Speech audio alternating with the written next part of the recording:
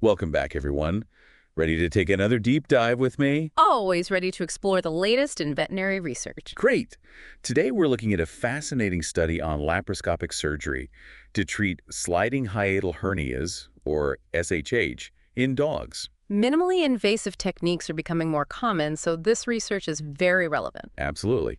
The study is published in JAVMA and explores the effectiveness of laparoscopic repair for SHH. Sounds intriguing. I'm eager to hear the details. Let's start with a quick refresher. What exactly is a sliding hiatal hernia? Sure, a sliding hiatal hernia happens when part of the stomach pushes up through the diaphragm into the chest cavity. Right, and that can cause problems with digestion and make our furry friends pretty uncomfortable. Exactly. Discomfort, pain, even potential complications if it's not addressed. This study looked at 9 dogs that underwent laparoscopic surgery for SHH.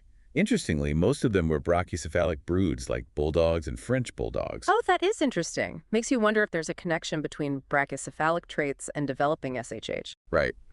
We know these breeds often have breathing issues because of their facial structure.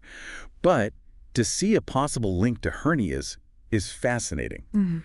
What are the researchers saying about this link? They think the chronic upper airway obstruction we see in brachycephalic broods might create higher pressure in the abdomen, and that could make them more likely to develop SHH. So it's a complex issue with multiple factors potentially playing a role. Exactly. It highlights the importance of understanding the unique health challenges these breeds face. Okay, let's get into the laparoscopic procedure itself. It's a lot different from traditional open surgery, right? Definitely. With laparoscopy, the surgeon makes a few small incisions. Then they use a camera and specialized instruments to do the repair. It's all about reducing trauma and making recovery easier. So instead of one big incision, they're working through these tiny little openings. That's pretty amazing. It is. And the precision is incredible. Can you walk us through the main steps involved in a laparoscopic repair? Sure. The procedure has 3 key steps. First, hiatal plication. That's where they tighten the opening in the diaphragm where the esophagus goes through. To stop the stomach from sliding back up, right? Exactly. Next is esophagopexy. They anchor the esophagus to the diaphragm to hold it in place. And finally, gastropexy, attaching the stomach to the abdominal wall for extra stability. Wow, it's like they're building a series of anchors to keep everything exactly where it should be. That's a great way to think about it. One of the things that jumped out at me in this study was a complication called pneumothorax. Can you explain what that is? Pneumothorax is when air leaks into the chest cavity. And that's bad because... Well, it can compress the lungs, make it hard to breathe. In laparoscopic surgery, it can happen if air gets through those small incisions or if there's a tear in the diaphragm. So even a tiny puncture can mess up the pressure in the chest cavity. Exactly. It's a delicate balance in there. How often did this happen during the laparoscopic SHH repairs in the study? It was a pretty common complication. It happened in 5 out of the 9 dogs. Wow, more than half. That seems like a lot. It is concerning. The researchers think that using sutures to tighten the diaphragm during hiatal plication might increase the risk. I see. So the very act of securing the diaphragm could create a way for air to leak out. That's the idea. And remember, the abdomen is inflated with carbon dioxide gas during laparoscopy, so there's added pressure. Right, right. I can see how that could be a problem. In some cases, they had to switch from laparoscopic to open surgery, didn't they? Yes, 2 of the dogs that developed pneumothorax needed to convert to open surgery. That must be a tough call for everyone involved. It shows just how important it is to have a skilled surgeon who can handle these kinds of complications. Absolutely. Experience and careful monitoring are crucial. The study emphasizes that a lot. Makes sense. Even with these minimally invasive techniques, there's always some risk. Speaking of techniques, the study mentioned something called barbed sutures. What are those? Barbed sutures are special. They have tiny barbs along the thread that help anchor the suture in place. So it's like a self-locking mechanism. You got it. It can potentially reduce the need for knots, speed up the surgery. Did they find that these barbed sutures actually made a difference in the outcomes? It's hard to say for sure. They noted that it might have shortened surgical time, but the study was too small to make any firm conclusions about complications or overall success. I see. So more research is needed there. Definitely. More research is always needed, but that's how we learn and improve, right? Absolutely. Now, I noticed that 5 of the dogs also had surgery for BOAS at the same time. Right. BOAS, brachycephalic obstructive airway syndrome, it's a big problem for these breeds. It's basically a narrowing of the upper airway that makes it hard for them to breathe. having both SHH and BOAS must be really tough on these dogs. You're right. It significantly impacts their quality of life. And performing both surgeries together raises some interesting questions about the interactions between the two conditions. Yeah, the potential risks, the recovery time, all of that. It seems like there's a lot more to learn about how SHH and BOAS are connected. Definitely. We're just scratching the surface here. Well, this study has given us a lot to think about. Before we get into that SHH and BOAS connection, though, let's talk about how they actually measured the outcomes of the laparoscopic SHH repairs. Good point. They relied on observations from both the owners and the vets to track how the dogs were doing after surgery. So a mix of subjective feedback from the owners and more objective assessments from the veterinary team. Precisely. They used a questionnaire for the owners to get information about changes in symptoms, things like regurgitation, any trouble swallowing, overall comfort levels. It's so important to get that firsthand perspective for the people who live with these dogs every day. Did the owners report any improvements after the laparoscopic surgery? They did. They noticed big improvements in regurgitation, especially after meals and when the dogs got excited or were active. So it sounds like the laparoscopic repair was successful in reducing at least one of the major problems with SHH. It does seem that way. But there's a caveat here. What's that? They didn't use any follow-up imaging like X-rays or ultrasounds to confirm that the hernias were actually completely fixed. So while the dogs were feeling better, they didn't actually check to see if the hernia was gone. Exactly. Relying just on what the owners saw and what the vets observed during exams isn't a complete picture. Having those imaging studies would give a much clearer idea of how well the surgery worked. Okay, so that's something to keep in mind as we interpret these results. It sounds like we've covered a lot of ground in this first part of our deep dive. We've talked about why laparoscopic SHH repair is becoming more common, the actual surgical steps, the potential for complications, and the importance of measuring outcomes carefully.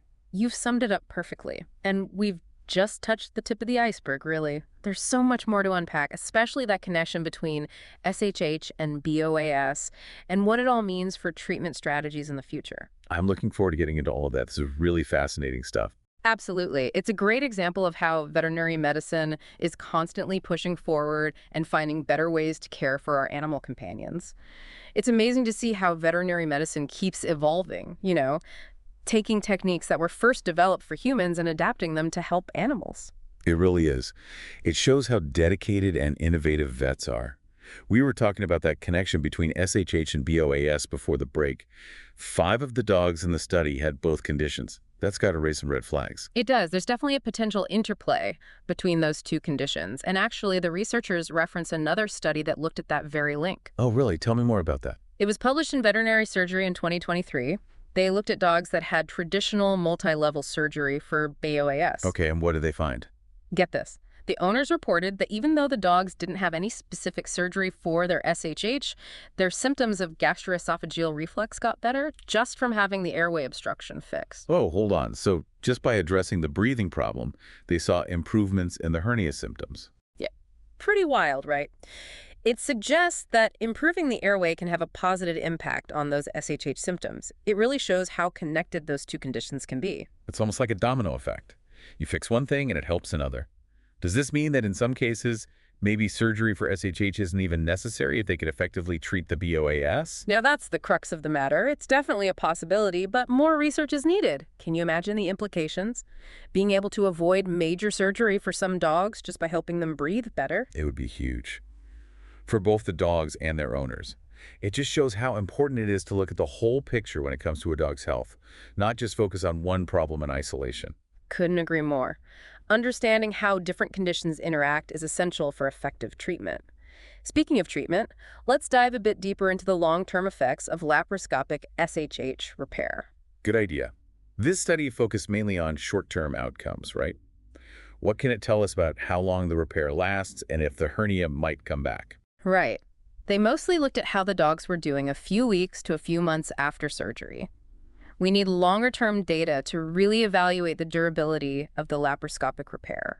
So the early results are encouraging, but we don't know for sure if the hernias stay fixed over time. Did the researchers say anything about factors that might affect how long the repair lasts? They stressed the importance of surgical technique, making sure that the esophagus and stomach are really securely anchored so they don't slip out of place. Makes sense. If those anchors aren't strong, the repair is more likely to fail.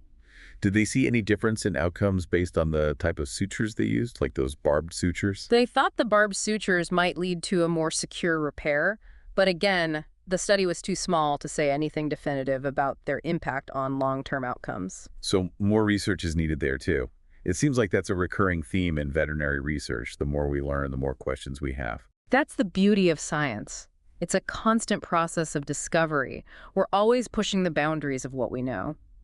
Now, beyond the technical aspects of the surgery, it's also important to consider how laparoscopic SHH repair affects a dog's overall quality of life. That's the ultimate goal, right? We want to make sure these procedures are actually making a positive difference in these dogs' lives. Exactly.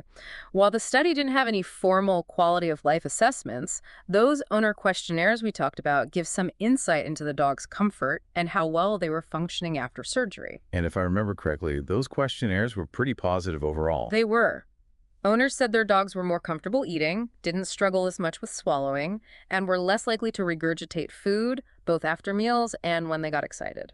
So it sounds like the laparoscopic repair not only addressed the physical hernia, but actually made a noticeable difference in the dog's everyday lives. That's the takeaway here. It suggests that this procedure can really improve the quality of life for both the dogs and their families. It's a great reminder that veterinary medicine is all about improving well-being, not just fixing problems. Well said. Before we move on, I'm curious to hear your thoughts on the future of laparoscopic surgery in veterinary medicine. It's an exciting field for sure. We're seeing a big shift towards minimally invasive techniques across different specialties. What areas do you think hold the most promise for advancements in the future? Where do you see the field going? That's a great question.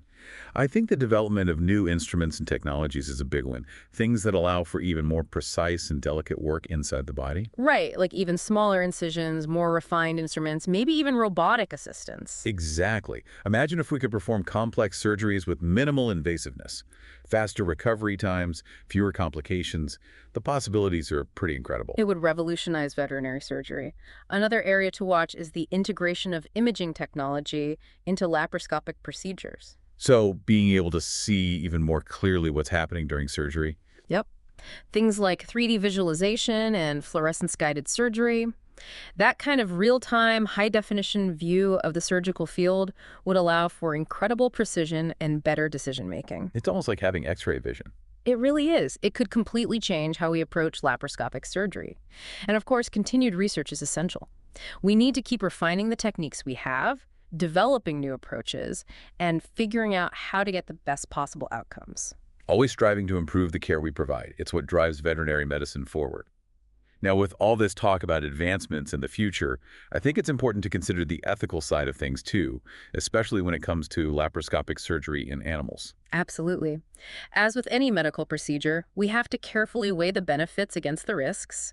We always need to make sure we're doing what's best for the animal. Finding that balance between pushing medical technology forward and protecting the well-being of our animal companions. Exactly. Pain management, anesthesia protocols, long-term outcomes. We have to consider all of those to make sure these procedures are humane and ethical. It's a responsibility we all share. I also want to touch on something we haven't talked about much, the role of owner education in the success of these procedures. So important. Owners need to be informed and involved, their partners in their pet's care. They need to understand the procedure, the potential risks, the recovery process. That way they can make the best decisions for their dog. Definitely. It's all about open communication between vets and owners. The vet explains everything clearly, answers any questions, provides detailed instructions for after the surgery. It's a team effort. Everyone working together to make sure the animal gets the best possible care. That's what it's all about. Collaboration, a shared goal, and a commitment to providing the best possible care. I like that. It seems like we've delved into some really important topics here. The long-term effects of laparoscopic SHH repair, the future of the field, the ethical considerations, and the role of owner education. We have. This study has really sparked some interesting conversations about a complex and evolving area of veterinary medicine. And there's still so much to learn. Always. But that's what makes this field so fascinating. We're constantly pushing the boundaries of knowledge and finding new ways to help our animal friends. Now, that's something worth getting excited about. It's incredible to think about all the advancements in veterinary medicine and how they're helping animals live longer, healthier lives. It really is inspiring. The progress we've made is remarkable. As we wrap up our deep dive into this laparoscopic SHH repair study, I want to shift gears a bit and talk about what it all means for dog owners. Great idea. Let's bring it back to the practical side of things. If you're a dog owner listening, what are the key takeaways from this research? What do you need to know about SHH? Well, the first thing is, if you notice any signs of SHH in your dog, don't wait. Get to the vet. What kind of signs should owners be looking out for? Things like frequent regurgitation, having trouble swallowing, losing weight, those could all be red flags. So early detection is really key here. Absolutely. The sooner you catch it, the better the chances of successful treatment. What's the next step? What should an owner expect when they take their dog to the vet? The vet will do a thorough exam, ask about the dog's history, and probably recommend some tests. Like what kind of tests? X-rays are common, sometimes an endoscopy. Those can help confirm the diagnosis. And then it's decision time, right? What are the treatment options? Right. The vet will discuss the different options, including laparoscopic surgery, and help you weigh the pros and cons. It's important to have that open conversation and ask lots of questions. Definitely. Every dog is different, and the best treatment plan depends on the individual case, how severe the hernia is, the dog's overall health, all of that. So let's say the vet recommends laparoscopic surgery. What should an owner expect in terms of recovery? Well, the vet will give specific instructions for your dog, but in general, there will be some activity restrictions, monitoring for any complications, pain meds as needed. It's important to keep the dog calm and comfortable. Absolutely. Patience is key. Recovery takes time.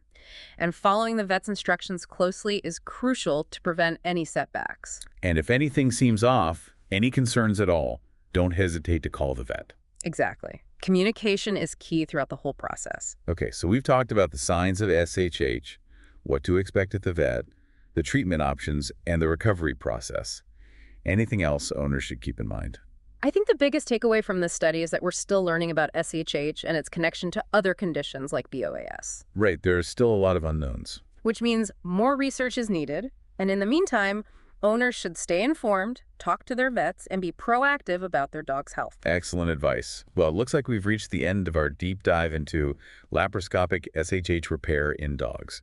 This has been a fascinating discussion, and I hope our listeners have found it informative and helpful. Me too. It's always exciting to explore the latest research and see how it can improve the lives of our animal companions. Thanks for joining me on this journey of discovery. My pleasure. And to all our listeners from Vet Neurojar, keep those minds inspired, hearts light, and tails wagging.